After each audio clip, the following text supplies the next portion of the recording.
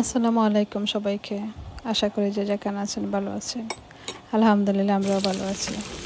আজকে নতুন একটা ভিডিও নিয়ে হাজির হয়েছি। আশা করি আপনাদের ভালো লাগবে।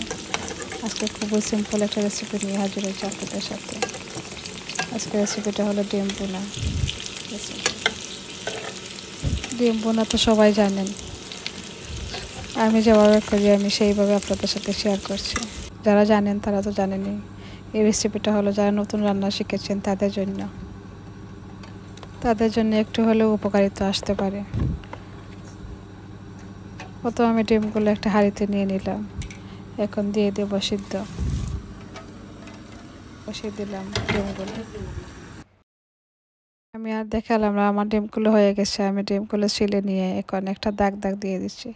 এই দাগটা দিলে হয় কি, সবগুলো মশলা ডিমের ভিতরে ঢুকে যায় আর খেতেও দারুণ লাগে। ডিমটা এখন আমি দিয়ে দেবো সামান্য একটু মশলা মাঝে দিয়ে দেবো শুধু হলুদ গুঁড়াটা আর সামান্য একটু লবণ দিয়ে আমি ফ্রাই করে নেব।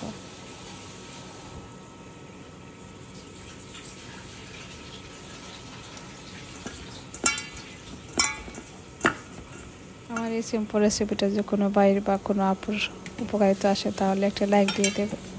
যারা আমাকে অলরেডি সাবস্ক্রাইব করেছেন তাদেরকে অসংখ্য ধন্যবাদ। যারা করেননি এখনো প্লিজ করে নেবেন। আমি এক এক করে সবগুলো ডিম দিয়ে দিচ্ছি। ডিমটা ফ্রাই করে নেব। সাথে দিয়েছি আলু। কিছু আলু খেতেও ভালো লাগে তাই কিছু আলুও দিয়ে দিলাম। আলুটাও আমি ফ্রাই করে নেব।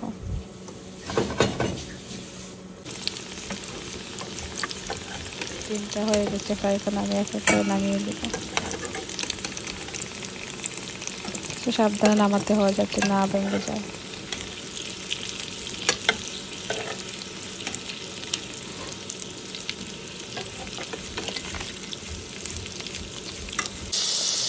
কড়াইতে বসিয়ে দিলাম। এখানে দিয়ে দিচ্ছি সামান্য একটু আদা রসুনটা আমি একসাথে ব্লেন্ড করে রাখেছিলাম তাই একসাথে দিয়ে দিলাম পেঁয়াজটা আস্তা দুটো পেঁয়াজ দিয়ে দিয়েছি। লবণটা দিয়ে আমি পেঁয়াজটা দেখে রাখতাম। এই পেঁয়াজটা আমার গলে গেছে। এখন দিয়ে দিলাম মশলাটা মাঝে আমি দিয়ে দিচ্ছি মরিচের গুঁড়ো, হলুদের গুঁড়ো, ধনিয়া গুঁড়ো, জিরে গুঁড়ো, কারি পাউডার। এই সব মশলাগুলো দিয়ে আমি এখন নাড়াচাড়া করে নিচ্ছি যাতে সবগুলো মশলা একসাথে মিশে যায়। এটা ভালোভাবে কষাচ্ছি।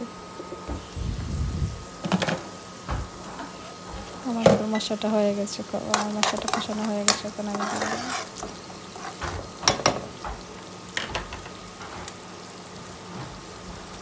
সবগুলো ডিম এখন দিয়ে দেব। আলুটাও একসাথে দিয়ে দিচ্ছি। এটার এই পর্যন্ত এসে আপনাদের বাড়িতে একটা কথা বলি, যদি আমার ভিডিওটি আপনাদের কাছে ভালো লাগে প্লিজ সাবস্ক্রাইব করে আমার পাশে থাকবেন। একটা লাইক দিয়ে দেবেন, ভালো লাগলে শেয়ার করবেন।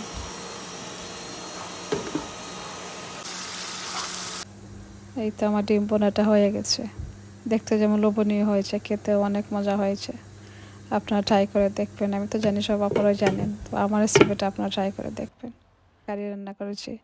পাবদাটা আপনাদের একটু দেখিয়ে দিলাম। টমেটো দিয়ে পাবদা মাছ রান্না করেছিলাম। এই তো আমাদের খাবার দাবার পালা। অফ ক্যামেরা দিয়ে অনেকগুলো কাজ সেরে নিয়েছি। এখন আমাদের খাবার সময় এসে গেছে। দুপুরে খাবারটা আমরা খেয়ে নিলাম।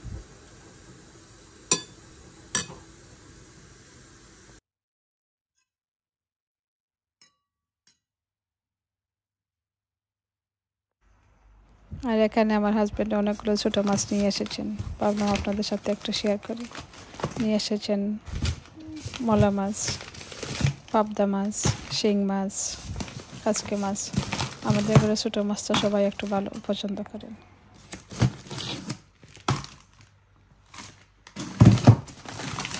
এখন আমি সবগুলো মাছ রেখে দেবো ফ্রিজের মধ্যে।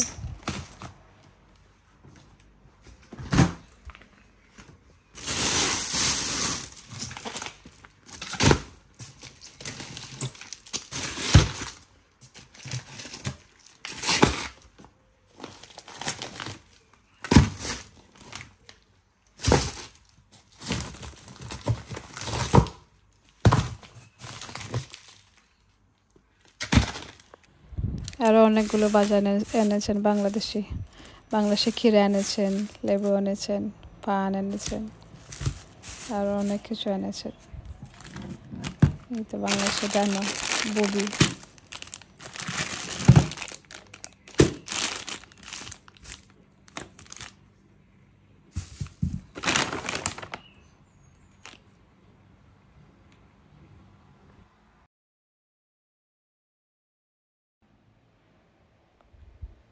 এই তো এখানে আমাদের রাতের খাবার আপনাদের একটু দেখিয়ে দিলাম। আজকে তো ভাত খেতে খেয়েও মন চায় না, তাই বাইরে থেকে খানি অর্ডার করা হয়েছে। এখানে অনেক মানুষ ছুটেছেন আমাদের এখানে, সবাই জানেন আস্টন ভিল্লা ফুটবল ক্লাব আমাদের ঘরের কাছেই, মাত্র 2 মিনিট লাগে আমাদের ঘর থেকে। এখানে খুব বড় একটা কনসার্ট আরম্ভ হয়েছে, আমেরিকার একটা শিল্পী এসেছে, তাই আমাদের এখানে অনেক বিজি। দেখতে দেখতে আমার ভিডিওটা শেষ প্রান্তে চলে এসেছে। যদি আমার ভিডিওটা আপনাদের কাছে ভালো লাগে, প্লিজ সাবস্ক্রাইব করার পাশে থাকবেন। দেখা হবে অন্য কোনো ভিডিওতে।